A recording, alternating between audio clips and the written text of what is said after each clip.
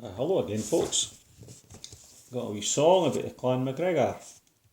The MacGregors were proscribed by law in the 16th century. They were getting up to all kinds of mischief and whatnot, and the king was getting a wheen of complaints about them. So this last event, which is depicted in this song, is it was the last straw that broke the camel's back as far as the King of Scots was concerned. The MacGregors were banned from the existing, more or less. They had to change their name. If you were MacGregor, you had to change your name.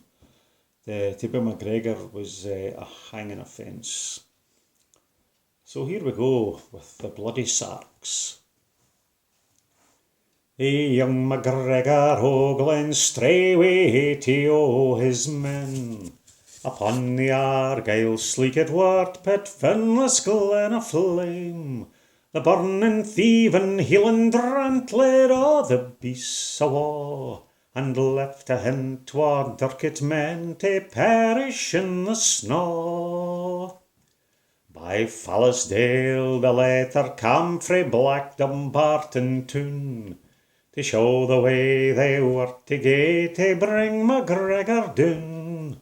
The bloody sarks o' butchered men to Jamie's courtman gae, the weary women for to show and tell o' the affray.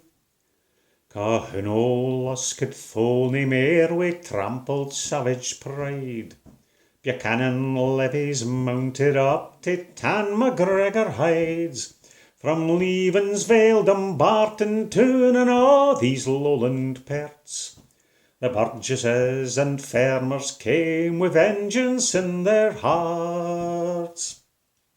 The Campbell and the Cameron, MacDonald o' Glencoe, ranked along wi' Gregor and marched o'er the snow, for o'er the loch frae Arket Glen and doon the pass Parlane, by Loch Long whose shores were held by the thieves o' Macfarlane.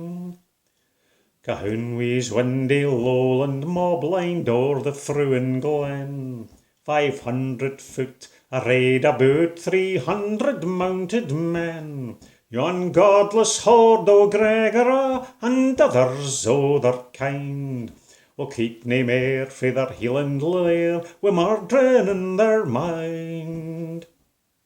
Aye, whether be it for some sturks or just a wheen o' blacks, their eye was quick, their dirks to stick in ane another's backs, for honest men and good Scots law will tramp the vermin out. Just steady bide, God's on our side, o' that there is nae doubt.